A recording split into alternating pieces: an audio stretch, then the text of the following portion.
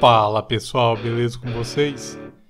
Bom, o vídeo de hoje a gente vai terminar de dar uma geral aqui no bloco do motor e finalmente montar ele. Então sem mais demoras, bora lá!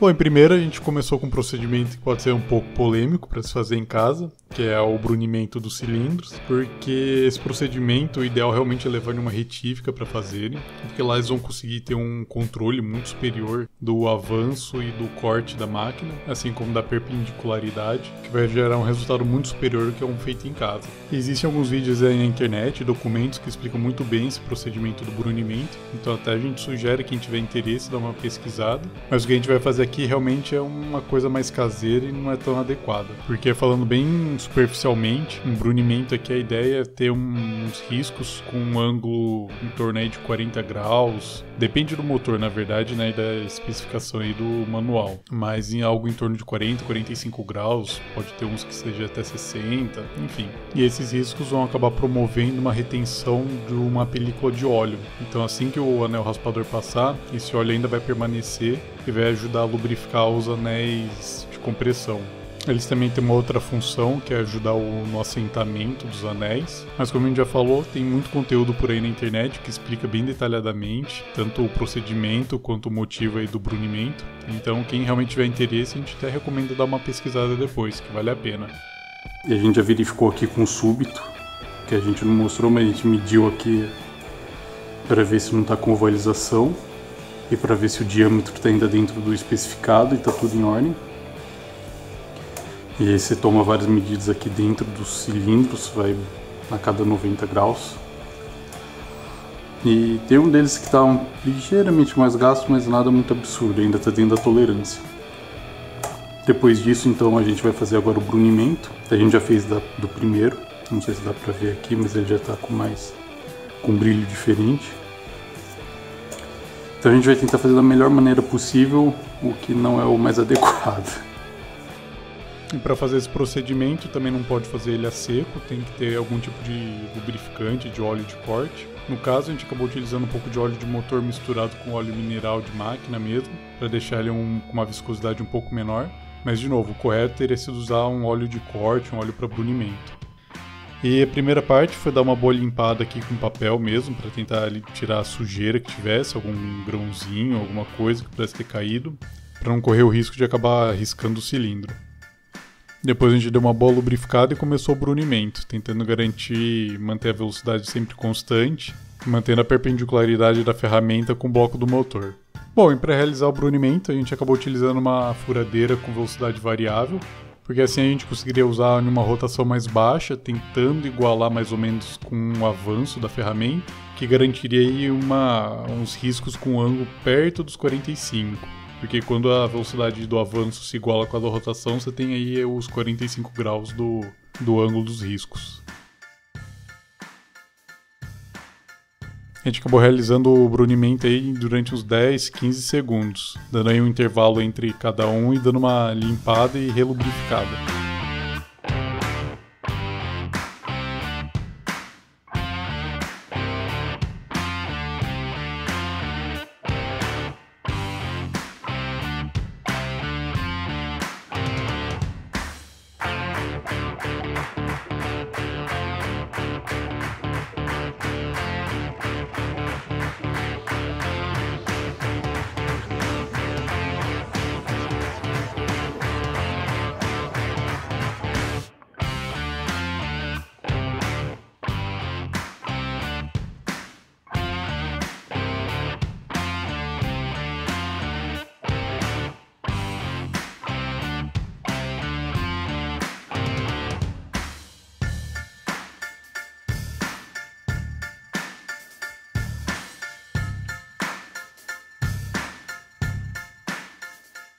Então aí os cilindros já brunidos. A gente acabou não mostrando, mas tanto antes quanto depois do brunimento, a gente mediu aqui com o súbito para verificar se estava tudo em ordem, se não tinha nenhuma ovalização e se a medida ainda estava dentro do padrão. Estava tudo certinho, só um deles que estava um pouquinho a mais o desgaste, mas ainda dentro do permitido. O ideal teria sido também medir a rugosidade dos cilindros, mas como a gente não tem e não achou ninguém que tivesse para emprestar, a gente acabou deixando sem medir, mas não é o aconselhado.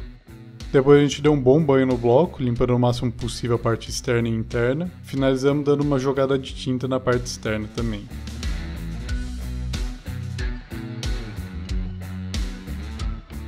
E agora, com o bloco já todo pronto, chegou a hora de terminar de instalar as partes internas dele. E a gente começou instalando as bronzinas e os encostos do virabrequim. No caso era só empurrar aqui no lugar que elas ficavam.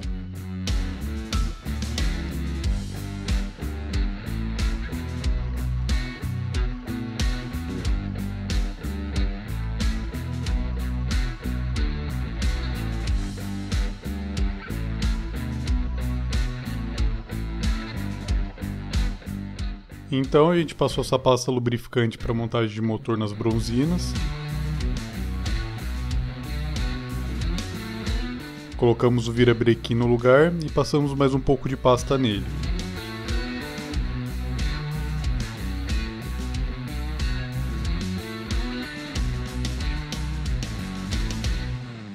Depois instalamos as bronzinas novas nos mancais, passamos um pouco da pasta e instalamos elas. E cada mancal tem a sua posição correta, indicada pela numeração no topo deles. A gente sabe que acaba ficando um pouco repetitivo, mas é sempre bom lembrar que é importante respeitar a ordem de instalação dos mancais.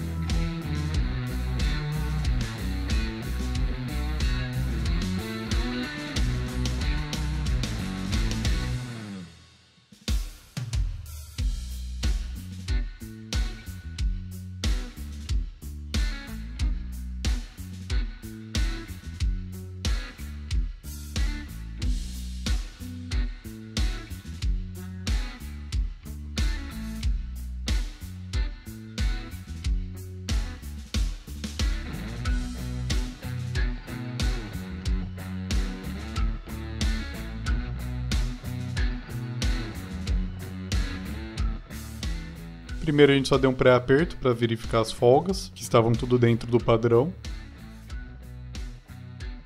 E depois apertamos dando o torque final de 65 Nm.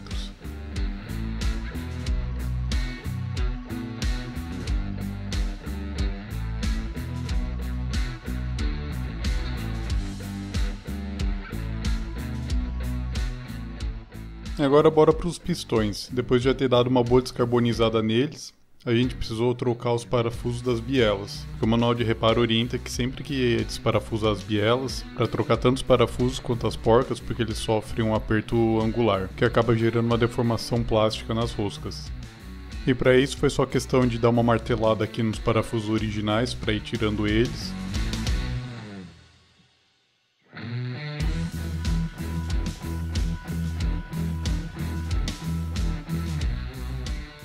Daí depois, com um bloquinho de madeira, a gente fez uns furos passantes nele, que assim dava para apoiar a biela em cima dele e instalar os parafusos novos.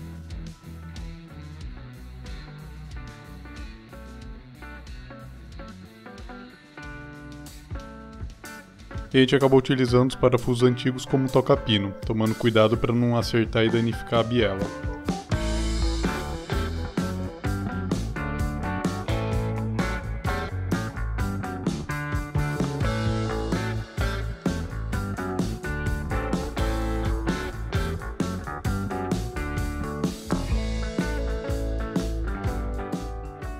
Depois de já ter colocado todos os parafusos e garantido que eles estavam bem assentados nas bielas, a gente partiu para trocar os anéis dos pistões. E para isso a gente precisou usar esse alicate especial para conseguir abrir os anéis e colocar nos pistões. Mas antes a gente colocou os anéis novos dentro dos cilindros para verificar o gap deles e ver se estava dentro da tolerância permitida.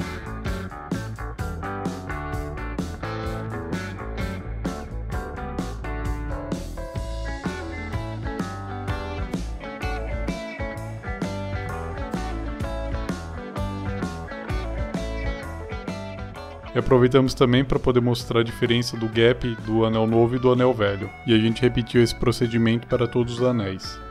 Na hora de instalar os anéis, o raspador deu para instalar na mão mesmo, que ele era mais maleável, não tinha risco de quebrar.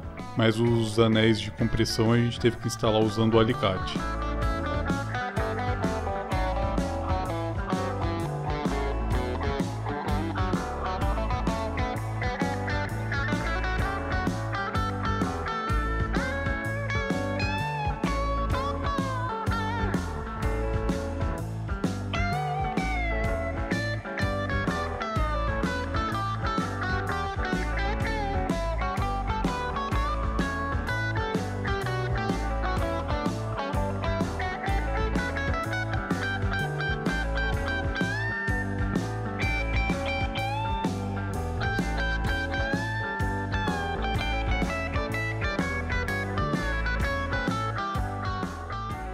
Depois a gente instalou as bronzinas novas nas bielas.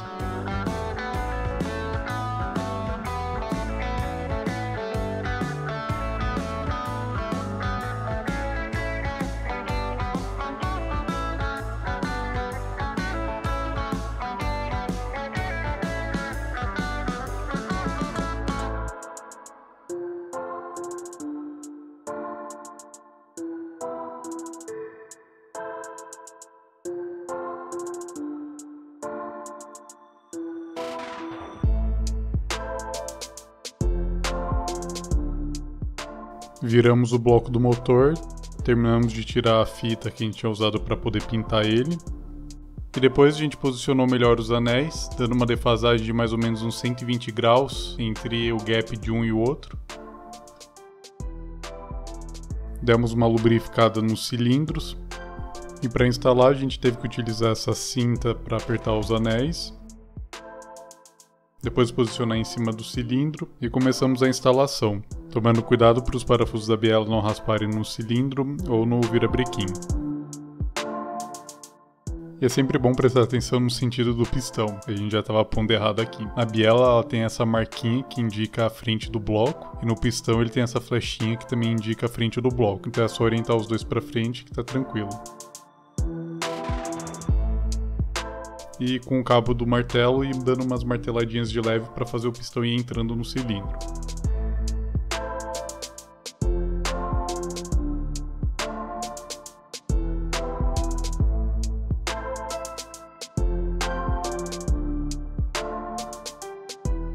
Depois de a gente já ter colocado o primeiro e o quarto pistão, a gente virou o motor, passou um pouco da pasta lubrificante.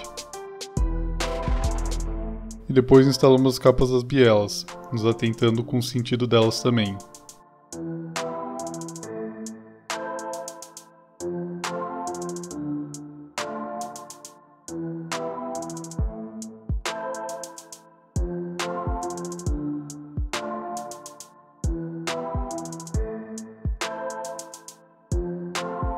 Daí só foi questão de a gente repetir esse mesmo procedimento para os outros dois pistões.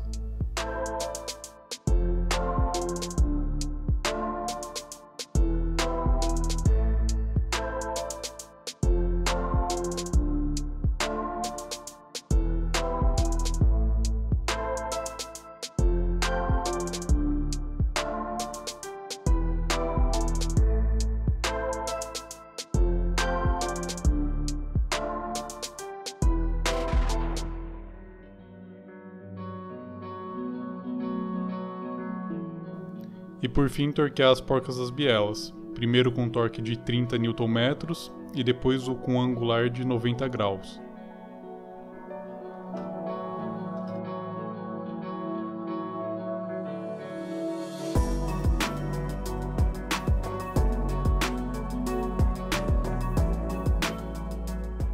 Só que quando a gente foi utilizar o transferidor de grau, a gente não sabe se foi por nunca ter usado esse modelo, mas a gente não conseguia travar ele, então ele ficava escorregando e não lia direito o ângulo. Mas como o ângulo de 90 graus é um ângulo fácil de visualizar, a gente conseguiu apertar sem utilizar o transferidor.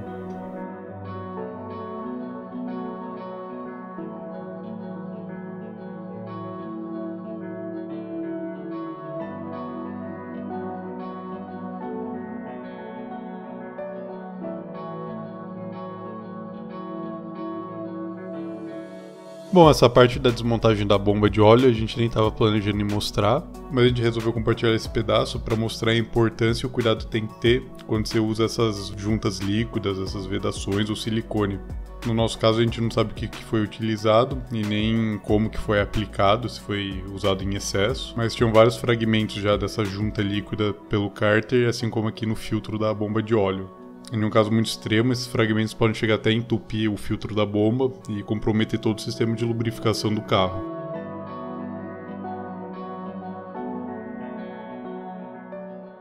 E no caso a gente tinha desmontado a bomba para verificar as folgas dela. Primeiro a gente verificou a folga entre os dentes das engrenagens, para verificar se estava abaixo do limite máximo de desgaste, e depois a gente verificou a folga axial delas. E no caso da folga entre os dentes das engrenagens, passou com 0,15 mm e não passou com 0,20. Então a gente tem alguma coisa entre 0,15 e 0,19, digamos assim. Ela ainda está boa, mas bem próximo do limite máximo. E na folga axial ela não passou nem com 0,15 nem com 0,10 mm, só foi passar com 0,05 mm. Também está dentro aí da especificação. Mas na próxima vez que a gente for abrir esse motor, a gente vai trocar essa bomba para já não ter dor de cabeça depois. E antes de fechar ela, a gente só encheu de pasta lubrificante para ajudar na sucção do óleo quando a gente for dar a partida. Depois a gente aproveitou para fazer a montagem dos retentores no bloco, mas antes da instalação, os fabricantes recomendam dar uma lubrificada na parte interna do retentor. E a gente aprendeu um método que a gente achou bem interessante, que foi utilizar um pedaço de garrafa PET, um pedaço de plástico mais duro, e colocar na parte interna do retentor, que assim ele ajudava a guiar a hora que fosse colocar no eixo, e impedia que ficasse virando ou dobrando aqui o lábio do retentor.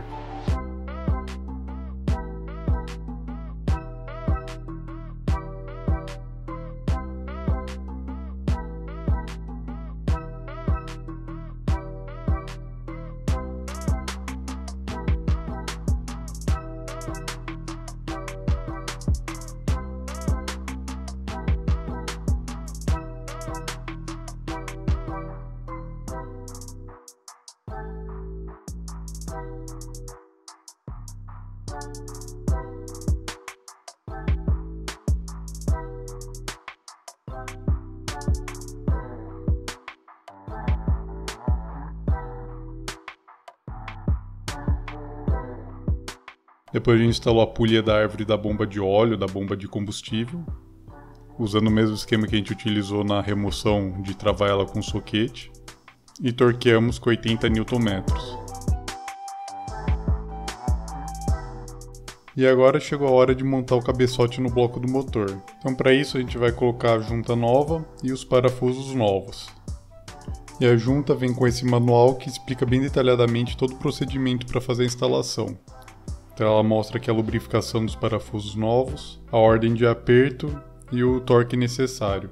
No nosso caso, o aperto é separado em 4 etapas. Então a primeira etapa é um aperto com torque de 40 Nm, a segunda etapa é um torque de 60 Nm, a terceira etapa vai ser um aperto angular de 100 graus e a quarta etapa mais um aperto angular de 100 graus. E é por causa desses apertos angulares que a gente tem que trocar os parafusos, porque eles se deformam plasticamente. E no nosso caso é importante também notar que tem essa marquinha em vermelho, que indica que entre 500 e 1000 km depois de ter instalado ela, é necessário mais um aperto de 30 graus.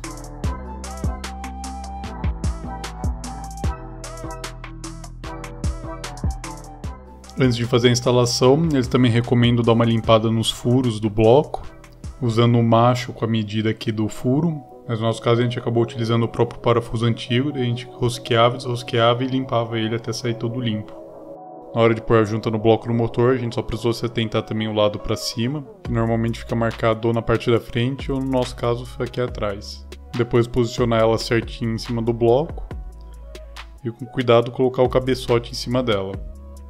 A gente até deixou esse trecho da filmagem para mostrar como não fazer a lubrificação dos parafusos, que a gente fez de maneira incorreta, porque no caso desses parafusos ele tem essas arruelas, então a gente tinha que ter lubrificado a parte de cima delas e não embaixo como a gente fez aqui. E por sorte a gente conseguiu perceber isso antes de instalar os parafusos, então a gente conseguiu corrigir e lubrificar da maneira correta. Até agora só foi questão de torquear os parafusos, seguindo a ordem correta de aperto. Então primeiro com os 40 Nm.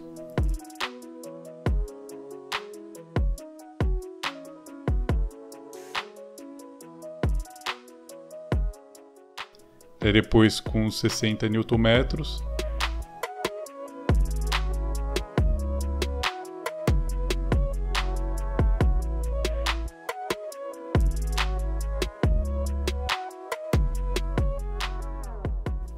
E agora para os angulares a gente usou de novo o transferidor e dessa vez a gente conseguiu usar certinho. Então a gente conseguiu dar o primeiro aperto de 100 graus e daí depois na quarta etapa o último aperto de 100 graus também.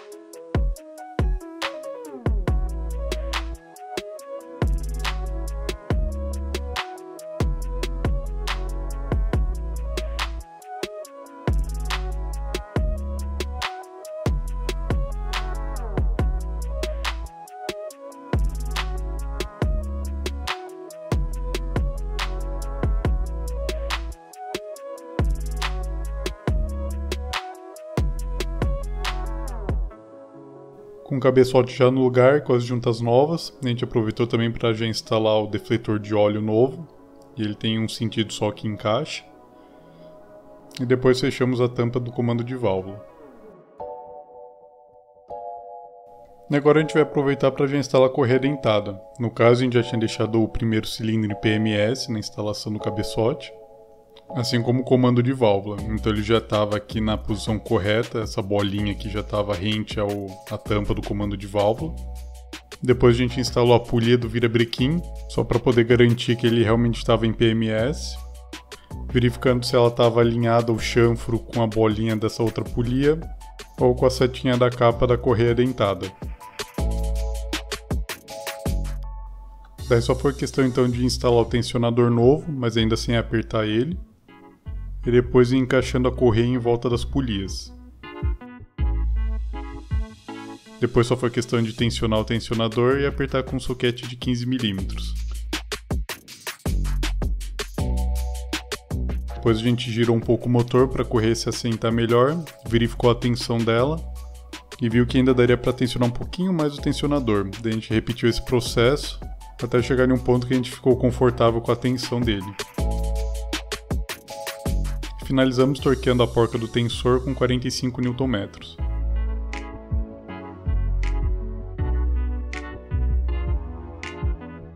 Bom, e a gente ainda precisa trocar o parafuso da polia do virabrequim, mas isso a gente vai deixar para uma próxima. Daí agora só foi questão de instalar a capa aqui de plástico e a capa superior da correia dentada, que a gente aproveitou já para pintar de prata, para dar um contraste com a tampa do comando de válvula. Por hoje é só isso, pessoal. Para não estender muito mais o vídeo, a gente vai já terminar ele por aqui. No próximo a gente termina de instalar as partes externas, como a bomba de água, a bomba de combustível, os dutos de água do cabeçote, também ainda falta a bomba de óleo e terminar de instalar o kart aqui com a junta nova. A gente queria agradecer aí o suporte que todos estão dando aí pra gente, e a gente sempre pede, quem estiver curtindo aí os vídeos, curtindo o projeto do Scortão, deixa aquele like para ajudar a gente. Quem não for inscrito também se inscreve aí, já aproveita para acionar o sininho. Quem quiser também segue a gente lá no Instagram, compartilha com os amigos e a gente se vê aí na próxima. Falou!